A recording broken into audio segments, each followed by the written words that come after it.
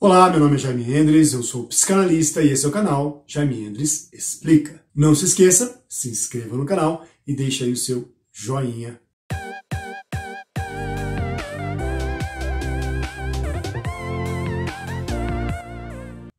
Hoje irei iniciar um tema que é a esquizofrenia.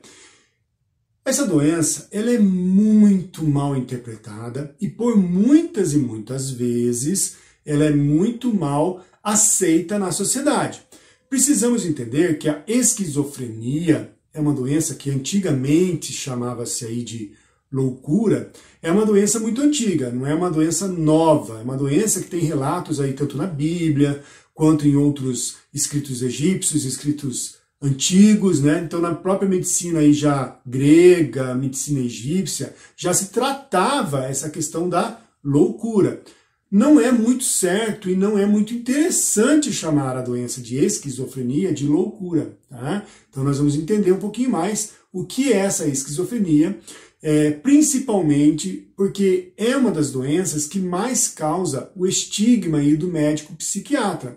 Então, por vezes, o médico psiquiatra ele é taxado assim, eu não vou no psiquiatra porque o psiquiatra é médico de louco, então eu não vou nesse médico. Isso só prejudica a questão do tratamento, não só da esquizofrenia, tratamento de depressão, de síndrome de pânico, de borderline, enfim, várias outras doenças que são necessárias sim um acompanhamento médico para que quanto antes sejam tratados esses sintomas, essas características aí da doença, para que a recuperação seja o mais breve possível.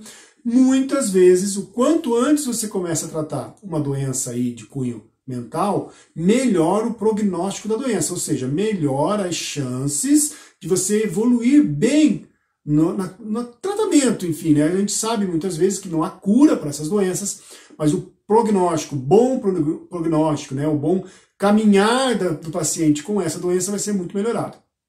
Então é muito importante sempre nos primeiros sintomas aí de algumas doenças, procurar um médico psiquiatra, porque isso é o que vai fazer o grande diferencial entre você ter um bom acompanhamento dessa doença no futuro ou um desenvolvimento muito ruim dessa doença no futuro. Então, assim, não tenho preconceito de ir a um médico psiquiatra verificar algumas questões aí mentais. Isso é importante. Por quê? Primeiro, porque muitas das doenças mentais, elas são doenças físicas também. Sabemos, logicamente, que muitas das questões emocionais, né, trazem aí sintomas físicos. Mas aqui nós estamos falando de outra coisa. Nós estamos falando que realmente existem doenças neuronais, doenças químicas, doenças orgânicas do cérebro que precisam de um tratamento médico. Então vamos entender um pouquinho mais o que é esquizofrenia do ponto médico, antes de passar para a questão da análise, da psicanálise. Na questão médica, esse termo esquizofrenia, ele significa mente dividida, ou seja, uma mente fragmentada, uma mente rachada, né? Esse termo ele foi cunhado por um médico suíço, que é o Eugen Bleuler. Em 1911, ele tem ali um livro escrito onde ele separa a questão da esquizofrenia com a demência precoce, que era um termo utilizado em 1850, mais ou menos, por outros estudiosos, por outros médicos. Olha que interessante, gente. Quer dizer que só em 1800 é que a doença esquizofrenia começou a tomar uma devida atenção.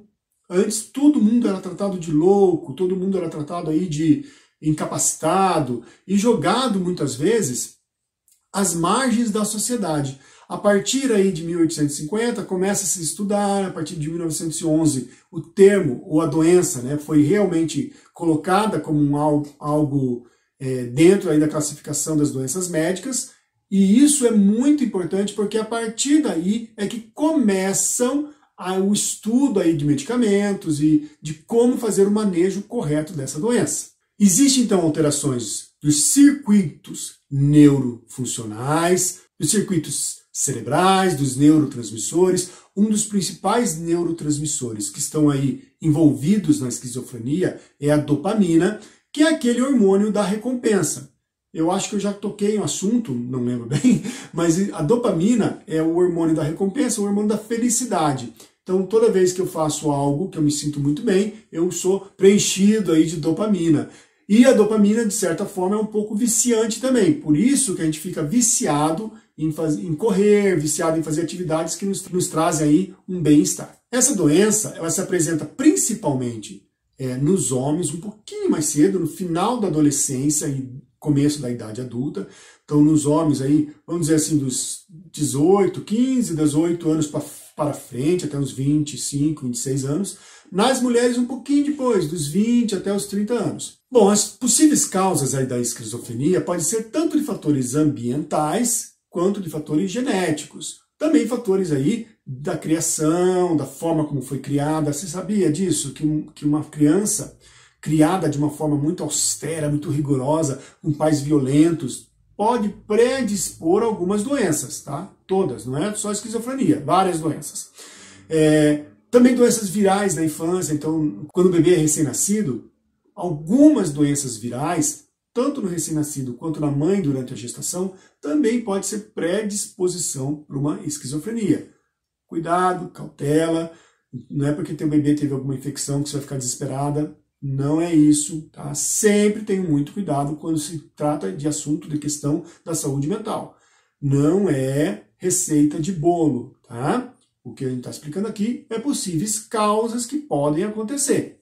E também a questão do uso de substâncias aí como a maconha, por exemplo. Então, na adolescência, o uso de qualquer tipo de substância é muito prejudicial, extremamente. Então, por exemplo, por isso que o adolescente ele não pode beber álcool de maneira alguma. Então, alguns pais que têm costume de dizer assim, não, mas só um golinho de cerveja, não, só um golinho. Não pode. O adolescente ainda está, como eu falei, em formação de todos os seus mapas mentais, de todas as suas conexões cerebrais. E todo o uso de álcool ou de substâncias como a maconha pode ser muito prejudicial para o adolescente nessa fase. Então, o adolescente não deve ingerir nenhuma gota de álcool e, obviamente, não pode, de maneira alguma, nem adulto, nem adolescente, fazer uso de substâncias químicas, por exemplo, a maconha. Todo o uso de entorpecentes, dessas drogas, prejudica a nossa capacidade cerebral. Todo. Não importa se é a maconha. Um outro ponto importante, algumas pessoas dizem, a maconha é natural, a maconha é uma plantinha. E tem aquele filme dos anos 60, né, onde fica tudo meio que glamour, é muito bonito, aquele pessoal usando maconha. Gente, a maconha de hoje em dia, ela é muito diferente da maconha dos anos 60. A maconha de hoje em dia é uma planta modificada geneticamente para que exista ali aquele THC, que é o tetrahidrocannabinol, THC. Ela é muito mais potente do que a maconha que existia naquela época. Então não vem com esse papo, não, mas eu não estou comprando a maconha prensada, eu vou lá na árvore pegar. Não vem com isso, não. É muito prejudicial. Outro ponto, não, mas tem uma substância na maconha, que é o canabidiol, que faz bem, inclusive tem pesquisas aí que fazem bem para crianças. Por favor, não confunda as coisas. Canabidiol é uma das substâncias entre 100 outras que existem na maconha. E você fumar uma maconha, por exemplo, não vai ter benefício nenhum. Porque o THC, que eu te falei, é muito mais prejudicial do que o canabidiol, quando você usa na questão do fumo aí, tá bom? Fora a consequência do fumo, que é terrível, né? As principais alterações, os principais sintomas, vamos dizer assim, físicos que a gente percebe, né, nas pessoas, são algumas alterações aí de humor, de percepção, da senso-percepção, a pessoa fica realmente meio estranha.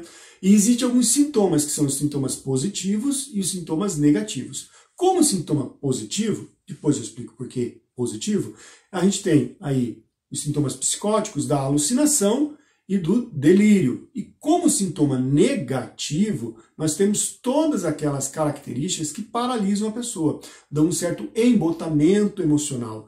Embotamento é uma diminuição das emoções, a pessoa fica quase que paralisada. Então a pessoa tem aí diminuídas suas funções vitais normais aí da vida mental, ela fica muito lerda, muito letárgica, ela não tem mais expressão facial, ela fica catatônica muitas vezes. Alguns esquizofrênicos, eles ficam parados numa posição durante muito tempo. Inclusive tem até a diminuição da questão da fala, uma fala fica um pouco diferente, a questão da gesto, o gestual do esquizofrênico fica muito diferente, então são alguns sintomas físicos. Hoje, então, eu dei essa primeira introdução aí do que é esquizofrenia como doença, é uma doença mesmo, né? A questão do uso da maconha que pode prejudicar muito, o que são aí as características físicas do paciente. No próximo vídeo eu vou entrar um pouquinho mais o que é a questão da alucinação e dos delírios. E também fazer uma diferença entre um outro transtorno, que é o transtorno paranoide, que não é a doença esquizofrenia, que é muito confundido. Tá? Existe também aí o transtorno esquizoafetivo, que também é confundido. Mas tudo isso vai ficar para o próximo vídeo. Não perca o próximo vídeo. Gostou do vídeo? Compartilhe com quem você sabe que pode estar passando aí situações parecidas na família. Também deixe seu joinha e nos vemos no próximo vídeo com a questão da paranoia e da alucinação e delírio. Um grande abraço.